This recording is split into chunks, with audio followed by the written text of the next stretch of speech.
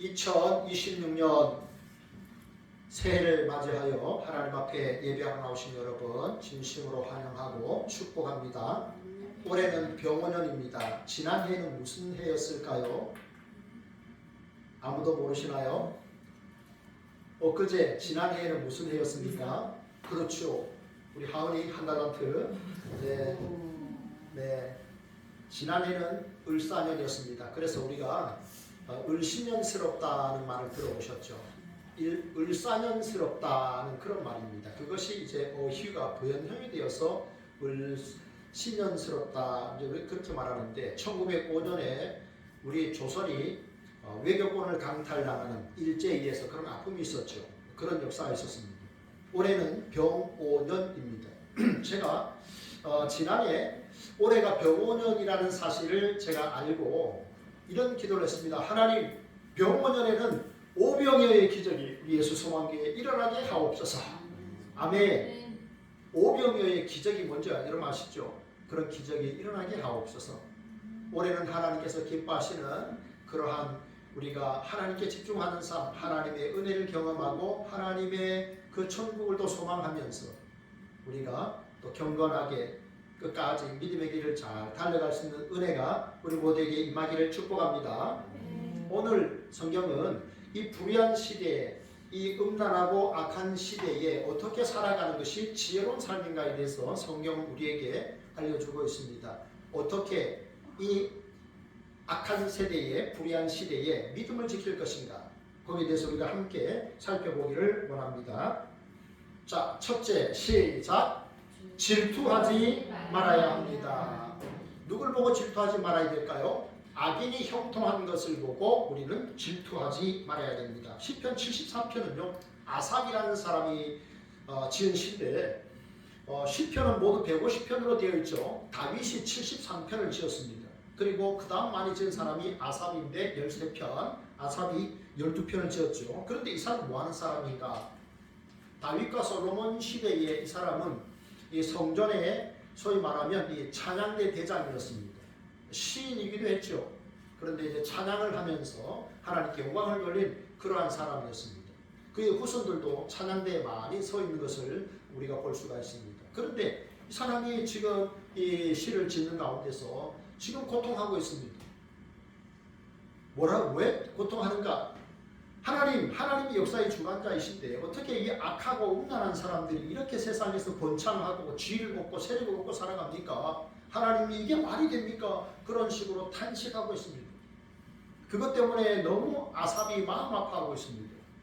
그런데 깨달았습니다. 오늘 본문을 보면요. 여기 17절을 보십시오. 하나님의 성소에 들어갈 때야 그들의 종말을 내가 깨달았나이다. 그들의 종말이라는 악인의 종말이에요. 이 악인의 특징이 있어요. 이 말과 혀가 아주 악합니다. 그래서 하늘의 하나님을 두려워하지 않고 하나님을 저주하고 돌아다닙니다.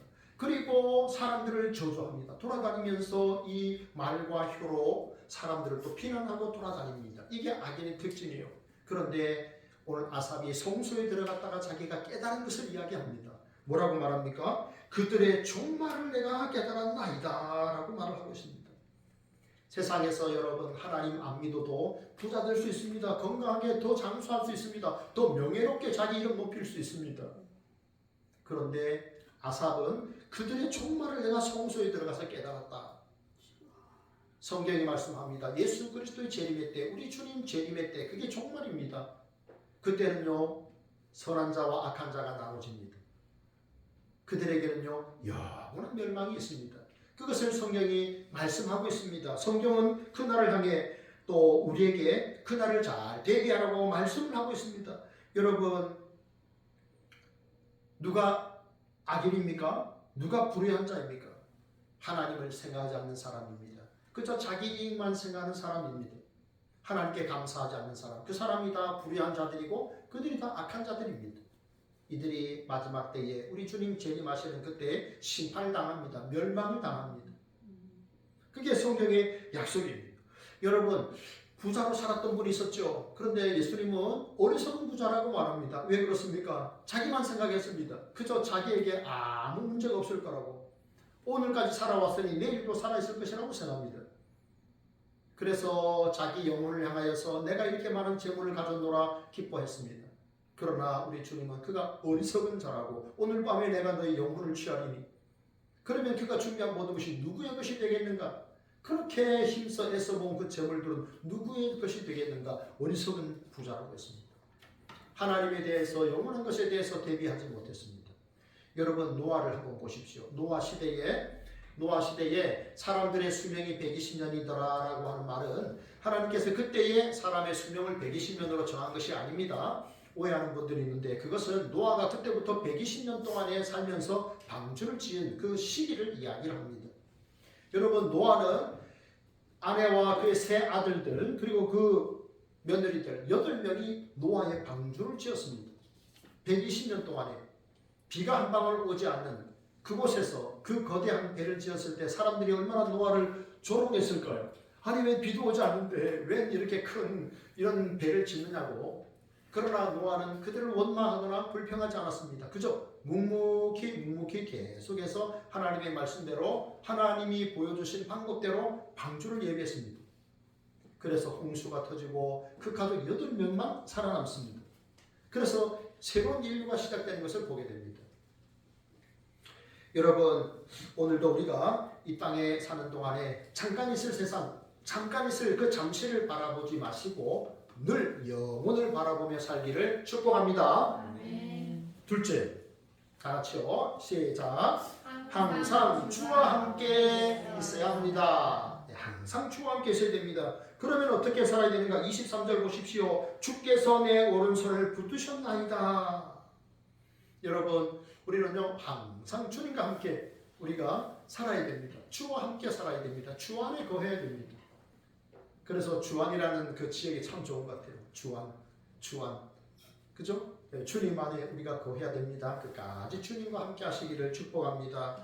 이사야서 41장 10절에 말씀합니다. 두려워 말라 내가 너와 함께 함이라. 놀라지 말라 나는 내 하나님이 됨이라. 내가 너를 굳세게 하리라. 참으로 너를 도와주리라. 참으로 나의 의로운 오른손으로 너를 붙들리라.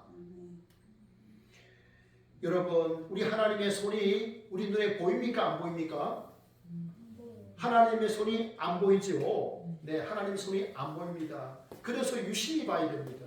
믿음의 눈으로 바라봐야 됩니다. 보이지 않지만 하나님의 손이 나를 붙들고 계시고 나를 인도하시고 나를 지켜주시는 줄 믿으시기 바랍니다. 그 손을 의지하십시오. 하나님은요 지금도 나와 함께 하십니다. 임마누엘 우리와 함께 하시는 하나님 지금도 나와 함께 하십니다. 그렇다면 궁금한 것이 있겠죠. 목사님 하나님이 나랑 어떻게 함께 하세요? 하나님이 나를 어떻게 지켜주세요? 라고 궁금해하죠. 네, 첫째는요 하나님이 하나님의 말씀으로 우리를 지키시고 우리를 인도해 주십니다. 하나님의 말씀이 우리를 인도해 주고 계십니다. 시편 119편 105절에서 다윗은 주의 말씀은 내 발의 등이요 내 길의 빛이니이다 라고 고백합니다. 여러분 우리가 알지 못하는 곳에 갈 때 운전하시는 분들은 내비게이션을 가지고 갑니다. 그리고 그걸 쳐다보면서 길을 잘 따라갑니다. 그래서 목적지에 갑니다. 여러분 우리가 하루하루 사는 날들을 보면요 여러분 우리는 사실은 가보지 못한 길을 계속 가는 겁니다. 계속해서 두 갈래 길에서 선택하며 우리는 계속해서 하루하루 살아갑니다. 그냥 가시겠습니까? 하나님의 말씀에 인도를 받기를 바랍니다. 오늘 여러분 공동체 성경 읽기 요즘 보면요 우리 승찬이 은찬이까지 공동체 성경 읽기에 같이 했어요. 이런 것을 보면서 참 기쁘기 짝이 없어요. 기쁘게 할 일 없다고 그래야 되겠죠. 그런데요 오늘 아침에 제가 공동체 성경 읽기 읽었는데요 거기 보면요 하나님께서 아브라함을 이제 불러냅니다. 그죠? 갈대아 물에서 불러내시는데 성경을 자세히 보면 아브라함이 여호와의 말씀을 따라갔더라 하는 그런 구절이 있습니다. 아브라함이 뭘 따라갔습니까? 그가 여호와의 말씀을 따라갔습니다. 아브라함이 세상의 다른 것들을 따라간 것이 아니라요. 그는 하나님의 말씀을 따라 걸었습니다.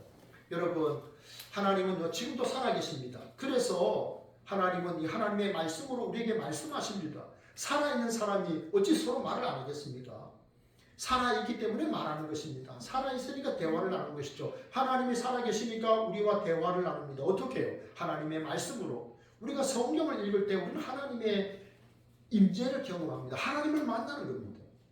그래서 살아계신 그 하나님을 내가 성경을 읽음으로 날마다 만나시기 바랍니다. 내가 기도할 때 하나님이 속삭여 주십니다. 이렇게 하라고 알려주십니다. 그때마다 성령의 인도를 받는 우리 성도님들 다 되시기를 축복합니다. 여러분, 제가 이런 말씀을 드렸죠. 성경은 기도의 땔감이다. 제가 한 말은 아닙니다. 조지 뮬러라는 목사님이 하신 말씀인데요. 성경은 기도의 땔감이다. 그래서 늘 성경 읽기 전에 기도하기 전에 성경 읽으라고 했잖아요. 그 하나님의 말씀을 붙들고 기도하는 거예요. 하나님, 나의 하나님이 그리스도 예수 안에서 영광 가운데 너희 모든 쓸 것을 채우시리라. 하나님이 약속하셨잖아요. 우리가 그 약속의 말씀 붙들고 기도하는 거예요. 네, 구하라, 찾으라, 두드리라. 네, 그 하나님의 말씀을 붙들고 우리가 기도하는 겁니다. 하나님 약속하지 않으셨습니까? 그래서 우리가 말씀을 붙들고 살다가 하나님 나라에 가면 하나님께 말씀을 거리가 있잖아요. 그죠? 하나님, 내가 말씀을 붙들고 살았는데 왜 이렇게 응답이 안 됐습니까? 이러면 사실은 내가 이랬노라. 내가 너에게 은혜와 복을 주시고 너에게 믿음을 지키게 하려고 내가 너를 계속 기도의 자리에 머물게 했단다. 참 수고했다. 이렇게 말씀하실 거예요. 그죠? 근데 우리가 말씀을 붙들지 않고 내 마음대로 살다가 주님 만나면 얼마나 좀 송구할까요? 그죠? 얼마나 부끄러울까요? 그러니까 여러분, 끝까지 말씀을 붙들고 사시기 바랍니다. 시편 1편은요, 복 있는 사람은 이렇게 말씀합니다. 복 있는 사람은 악인의 꾀를 따르지 않고 죄인의 길에 서지 않고 오만한 자리에 앉지 않고 오직 여호와의 율법을 즐거워하여 그 율법을 주하러 묵상하는도다 라고 했어요. 묵상이라는 말은 뭐냐면요, 여러분, 강아지 키우시는 분이 계십니까? 개에게 우리가 먹다가 갈비를 뜯다가 개에게 그 먹던 갈비뼈를 던져주는 거예요. 그러면 그 개는 그 갈비뼈를 물고 씹고 뜯고 맛보고 즐기면서 뒹굴뒹굴 행복해하는 거예요. 그게 묵상하다라는 원어의 뜻이에요. 그것을 붙들고 내가 씹고 뜯고 맛보고 즐기면서 행복해하는 거예요. 개가 그 주인 앞에서 그 뼈다귀 던져진 그 뼈다귀로 인해서 기뻐하는 거예요. 그게 묵상하는 거예요. 여러분, 아침에 공동체 성경 읽기 참여하시죠? 그러면 저녁에 한번 잠들기 전에 내가 오늘 아침에 받았던 말씀이 뭐지? 라고 한번 물어보십시오. 우리 권사님도 집사님도 우리 청년들도 저도 잠자기 전에 오늘 하나님께서 아침에 공동체 성경 읽기를 통해서 말씀을 주셨는데 무슨 말씀이었지? 하나도 기억이 안 나는 분들 계시죠? 네, 그럴 때는 어떻게 될까요? 다시 읽으면 되겠죠? 잠들기 전에 다시 읽으면 됩니다. 그렇게 해서 말씀을 우리가 따라 살아야 되겠습니다. 전도서 3장 11절에 보면 사람들에게 영원을 사모하는 마음을 주셨느니라 그랬습니다. 영원. 여러분, 우리는 몇 년 삽니까? 이 땅에서. 모세의 말처럼 인간의 연수가 70이요 강건하면 80이라도 그렇습니다. 그 연수는 수고와 참 고통이라 이렇게 말하잖아요. 인간의 연수가 7, 80년인데 장수하면 90, 백수까지 하십니다만은 여러분, 그런데 우리는 참 짧은 생애를 사는데 하나님의 엄청난 그 시간표에 비하면 우리는 참 짧게 살잖아요. 그런데 왜 하나님께서 우리에게 영원한 세상을 사모하는 그 영혼을 사모하는 마음을 주셨을까요? 이런 거죠. 선생님이 시험 날짜를 미리 알려줍니다. 그리고 시험 범위를 미리 알려주죠. 그죠? 이번 중간고사는 국어 1, 2, 3단원입니다. 여기까지 시험 문제가 나옵니다. 라고 한 달 전에 미리 알려줘요. 왜 그럴까요? 왜 미리 알려줄까요? 왜 학력고사 수능시험 치는 날은 왜 몇 년 전부터 알려주는 걸까요? 미리 대비하라고. 하나님께서 우리에게 영원한 마음, 영원한 것을 사모하도록 이런 마음을 주신 것은 그날이 오니까 대비하라고. 그 영원한 세상으로 우리가 들어가게 될 날이 오니까 그날을 대비하며 지혜롭게 살라, 이런 말입니다. 하나님께서 우리를 부르실 때까지 하나님의 말씀을 가까이 하시고 그 말씀에 순종하면서 하나님을 마음껏 여러분 이 땅에서 경험하기를 축복합니다. 셋째, 지혜롭게 사는 삶이 어떤 걸까요? 셋째 하기 전에 제가 둘째 하나 먹은 게 있네요. 그 다음에 오늘 이 아삽이 뭐라고 하냐면 이런 고백을 합니다. 후에는 하나님께서 나를 영광으로 영접하실 것이라, 그런 고백을 하는 거예요. 후에는 뭡니까? 내가 죽을 때, 내가 이 땅을 떠날 그때에 하나님께서 나를 영광으로 영접하실 것이라 라는 말씀을 합니다. 여러분, 사람이 이렇게 살다가 세상을 아무도 모르게 조용히 떠나는 날이 있습니다. 그죠? 알고 떠나는 날도 있지만 사람들이 많이 보는 가운데 평안하게 떠나는 분도 계시지만요. 홀로 계시다가 홀로 떠나는 분들도 사실은 많이 계세요.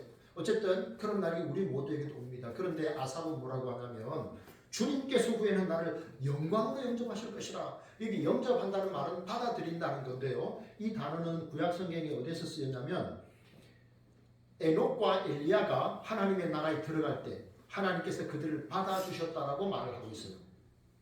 자, 에녹은 그리고 엘리야는 살아서 하나님 나라에 들어간 사람입니다. 아니 어떻게 그런 일이 하나님은 하실 수 있어요. 처녀의 몸에서도 하나님이 아이를 태어나게 하실 수 있고요. 하나님은 산채로 하나님께서 하나님의 나라로 옮겨가시기도 하십니다. 성경에 기록하니까요.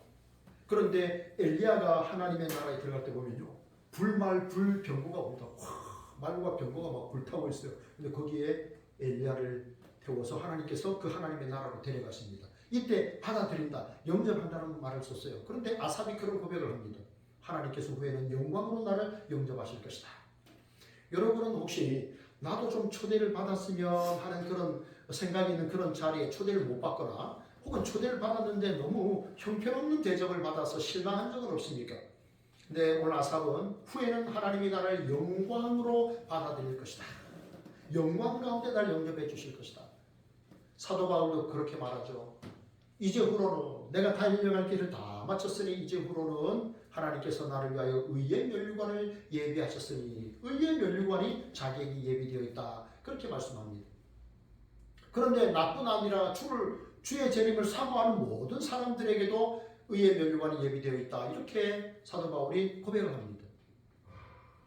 여러분, 하나님께서 우리를 영광 가운데 나를 영접해 주실 줄 믿고 끝까지 주님과 함께 여러분 믿음의 경주를 완주하시기를 축복합니다. 네. 여러분, 우리가 천국에 들어가면요 어떤 일이 생길까요? 우리 하은이 내가 천국에 들어가면 어떤 일이 생길까? 거기에는 뭐가 없을까요? 천국에는 뭐가 없을까요? 질투. 네, 그렇죠. 질투, 비교의식 이런 것도 없겠죠, 그죠? 네, 미움, 다툼, 시기, 질투 뭐 이런 것들, 그리고 눈물, 고통, 아픔, 이별, 그것이 더 이상 없는 나라가 하나님의 나라입니다. 그죠? 저 하늘에는 눈물이 없네라는 복음성이 있는데요. 거기에 2절 가사에는 이렇게 되어 있습니다. 저 하늘에는 눈물이 없네 거기는 기쁨 넘치네. 저 하늘에는 눈물이 없네 거기는 찬송 넘치네. 세상의 근심은 사라져버리고 영광만 가득하겠네. 우리의 주님과 나 함께 있을 때 영원한 기쁨 넘치네. 아멘. 여러분들이 이 천국에 대해서 하나님의 나라에 대해서 여러분들이 그 비밀을 더 자주 더 많이 알기를 축복합니다. 하나님의 나라, 그 영광스러운 나라, 그 나라의 비밀을 더 많이 아시고 더 확신하면서 천국을 소망하며 살아가기를 원합니다. 셋째입니다. 셋째, 다 같이요. 시작. 하나님을 가까이 해야 합니다. 왜 그럴까요? 하나님께 가까이 함이 나에게 뭐가 되기 때문에? 복이 되기 때문에 그렇습니다. 하나님께 가까이 함이 내게 복이라. 내가 주 여호와를 나의 피난처로 삼아 주의 모든 행적을 전파하리이다. 왜 그럼 우리가 하나님을 가까이 하는 것이 나에게 복이 되는가? 그 앞절 27절을 말씀합니다. 주를 멀리하는 자, 주를 떠난 자를 하나님께서 멸하신다라고 했기 때문에 그런 거예요. 주님을 멀리한다라는 말은 의도적으로 하나님을 떠난 자예요. 믿다가 떠난 자입니다. 하나님을 믿는다고 말하지만 지속적으로 악을 행하는 자입니다. 하나님을 믿지 않는 사람이에요. 열매를 보면 알 수 있어요. 나무는 그 열매를 보면 이게 겨울에는 사과나무인지 배나무인지 감나무인지 혹은 이 자두나무인지 잘 몰라요. 그런데 여름만 딱 되면 열매가 나타나기 때문에 사과나무였구나, 배나무였구나, 자두나무였구나 알 수 있는 거예요. 사람도 마찬가지예요. 그 입술에 열매를 봐야 되는 거예요. 말만 하나님 믿습니다. 내가 하나님 믿습니다. 그게 아닌 거예요. 그 열매를 보면 알 수 있는 거예요. 지속적으로 악을 행하고 하나님보다 재물을 사랑하고 하나님 뜻보다 내 뜻을 앞세우면 이게 바로 주를 멀리하는 자입니다. 그런 자를 하나님께서 심판하시겠다라고 말했습니다. 여러분, 목자를 떠난 양은요, 그저 사냥감이 되기만 합니다. 물을 떠난 물고기는 죽고 마는 것이죠. 하나님을 떠난 인생은 죽습니다. 멸망입니다. 이어서 주를 떠난 자라고 했는데요, 주님을 멀리하는 자가 왜 망하는 이유를 알려주는 거예요. 주를 떠났기 때문에. 주님을 떠났기 때문에 주님을 멀리하는 자가 되었고, 그래서 망함이 그에게 임하는 겁니다. 그러면 여러분, 주님을 멀리하는 것이 그러면 패망의 비결이라면 주님을 가까이 하는 것이 뭘까요? 복의 비결이겠죠. 내 주를 가까이 하게 함은, 여러분, 그렇죠. 우리가 주님을 가까이 하는 그 삶은 비록 십자가 지는 그 영적인 그런 어려움도 있고 참 그런 어떤 여러 가지 수고가 있습니다. 그러나 여러분, 우리가 더 주님을 가까이 하는 그것이 우리 인생의 복이 되는 줄 믿습니다. 여러분, 끝까지 또 하나님 가까이 하시고요, 끝까지 우리 주님을 늘 찬송하면서 믿음의 길 걷기 바랍니다. 두 번째는요, 우리가 왜 하나님께 가까이 해야 되는가? 내가 사모할 분은 오직 하나님 한 분 때문이기 때문에 그렇습니다. 25절에 말씀합니다. 하늘에서는 주 외에 누가 내게 있으리요? 땅에서는 주밖에 내가 사모하리 없나이다. 여러분, 주밖에 내 마음 누가 알아주겠습니까? 나의 이 마음을 하나님 외에 누가 알아주겠습니까?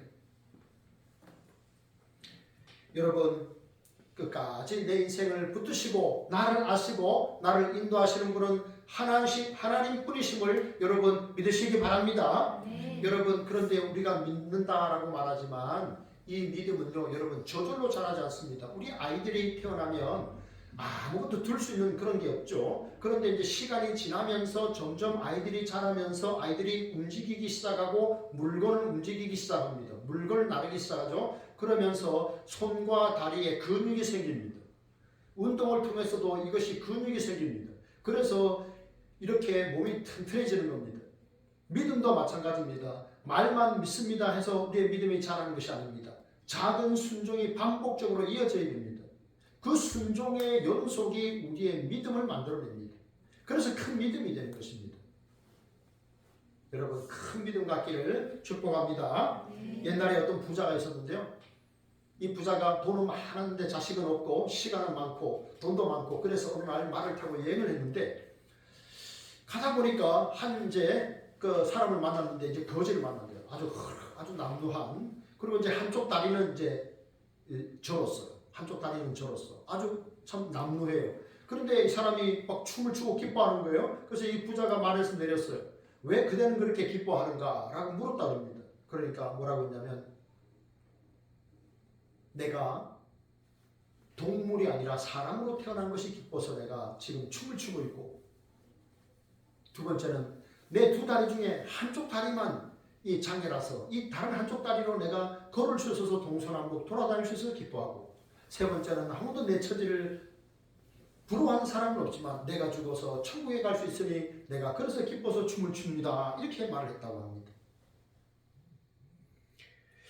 여러분, 우리는 이 땅을 살아가는 동안에 여러분, 무엇으로 인해서 위로를 받고 여러분은 무엇에 소망을 두고 살아가고 있습니까? 독수리 날개쳐 올라가듯 주님과 함께, 그렇죠. 독수리가 날개쳐 올라가는 것. 새 힘을 얻으니까 독수리가 날개쳐 올라가는 거예요. 여러분, 날마다 우리의 삶에 새 힘을 주시고 밀어주시는 분은 오직 하나님 한 분뿐입니다. 시편 123편의 고백입니다. 상전의 손을 바라보는 종들의 눈길같이 여주인의 손을 바라보는 여종의 눈같이 우리의 눈이 여호와 우리 하나님을 바라보며 우리에게 은혜 베풀어 주시기를 기다리나이다. 아멘. 여러분, 여종이 상전의 손을 바라보는 그 눈은 어떤 눈일까요? 여러분, 직장을 생활하시는 분이라면 연말에 좀 보너스가 나오지 않을까, 그런 사장님에게 그런 기대감을 가지고 바라보는 그 눈이 아니겠습니까, 여러분? 그렇죠? 예. 그런데 여러분, 우리가 그런 눈으로, 그런 마음으로 우리가 늘 우리 주님을 사모하시고 주님을 바라보시기를 바랍니다. 또 우리가 왜 오직 하나님께만 가까이 되는가, 하나님만 가까이 되는가? 26절은요, 하나님이 내 마음의 반석이시고 나의 영원한 분기시기 때문에 그렇다라고 말씀하고 있습니다. 여러분, 여기에 분기시라는 말은 우리의 기업이라는 겁니다. 하나님이 나의 기업이 되신다. 또 하나님의 나라가 나의 기업이다. 이렇게 성경이 우리에게 약속을 하고 있습니다. 여러분, 세상 사람들은요, 사람을 뽑을 때 어떤 사람을 뽑습니까? 좀 젊은 사람, 좀 재능이 많은 사람, 좀 강한 사람, 이런 사람을 뽑겠죠. 그런데 우리는 점점 나이를 먹지 않습니까? 그죠? 먹는 약의 개수도 점점 늘어나고요. 그러면 약하고 병들고 빨리빨리 두뇌 회전이 안 되는 사람은요, 직장에서 잘 쓰지 않겠죠. 그런데 찬송가에 보면 내가 연약할수록 나를 더욱 귀히 여기사 높은 보좌 위에서 낮은 나를 보시네. 날 사랑하신 성경에 쓰였네. 이렇게 말하잖아요. 그죠? 내가 연약할수록 주께서 나를 더 귀히 보시는 거예요. 여러분, 우리의 영원한 기업이 누가 되십니까? 영원한 우리의 소망은 하나님이십니다. 그래서 그분이 나의 기업이 되시는 거예요. 다윗이 시편 4편에 고백합니다. 오늘 아침에 읽으신 분들 계실 텐데요. 주께서 내 마음에 두신 기쁨은 그들의 곡식과 새 포도주가 풍성할 때보다 더하니이다. 여러분, 다윗이 그 고백을 하면서요, 불신자들은 곡식이나 포도주가 많으면 행복하지만 나는 하나님이 내 마음에 주신 그 기쁨이 더 큽니다. 하나님을 믿는 다윗이 누렸던 그 기쁨은 뭘까요? 내가 하나님의 자녀된 기쁨. 그렇죠? 하나님이 나에게 말씀을 주신 그 기쁨, 말씀이 솟아나오는, 말씀의 샘에서 솟아나오는 그 기쁨, 내가 주의 자녀라는 기쁨, 구원받은 하나님의 백성이라는 그 기쁨, 그게 너무 크다는 것입니다. 여러분, 이러한 기쁨이 저와 여러분에게도 가득하기를 소망합니다. 이러한 기쁨이 있어야 됩니다. 여러분, 하나님이 주시는 은혜는 눈에 잘 보이지 않습니다. 하나님이 주시는 기쁨도 그렇습니다. 그렇기 때문에 우리가 믿음의 눈으로 많이 생각하셔야 됩니다. 제가 어제 이제 수요일 토요일은 이제 오시는 분들에게 컵라면을 드리겠습니다라고 했기 때문에 제가 문을 열어놨어요. 3시 15분까지 문을 열어놨는데 극동방송을 잠깐 들었어요. 그런데 극동방송에 어떤 이야기가 나오냐면 어떤 분이 작년 연말에 큰 사고가 났답니다. 그래서 차를 폐차시켰다는 거예요. 차는 폐차시켰는데 자기는 이제 타박상 정도만 입었대요. 그래서 하나님께 너무 감사합니다. 그렇게 해서 이제 극동방송에 편지를 보낸 거예요. 자, 이제 제가 그걸 듣고 이런 생각이 들었어요. 자, 그러면 차가 폐차가 될 정도로 크게 사고가 났는데 나는 타박상 정도밖에 안 입었다. 그게 더 감사할까? 아니면 늘 차를 운전하지만 별 탈 없이 사고 없이 내가 안전하게 이렇게 집에 오가고 직장 오가고 하는 그것이 더 감사한가 생각해 봤습니다. 여러분, 평범한 일상이 계속 반복된다는 것, 이게 하나님 앞에 큰 감사인 줄로 믿습니다. 나의 평상의 일상의 이 생활들이 계속 이어지게 하신 그 하나님, 그 큰 은혜를 생각하시고 여러분 하나님 앞에 감사하시길 바랍니다. 그러면 이렇게 주님의 은혜 입은 우리는 무엇을 해야 될까요? 마지막으로 우리의 사명이 있습니다. 넷째. 네, 안 넘어가는데 좀 넘겨주세요. 네, 넷째 다 같이요. 주님을 전파해야 됩니다. 주 여호와를 나의 피난처로 삼아 내가 주의 행적을 전파하리이다 라고 했습니다. 우리 전파해야 되는 거예요. 제가 12월 말에 원주에 있는 그 명성 수양관에 제가 이제 3일 동안 다녀왔는데 그 우리 목사님들 숙소 바로 앞에 시편 73편 23절의 말씀이 크게 나무와 나무 사이에 딱 세워져 있었어요. 그걸 보고 깜짝 놀랐어요. 하나님께 가까이 함이 내게 복이라 내가 여호와를 나의 피난처로 삼아 주의 행적을 전파하리다.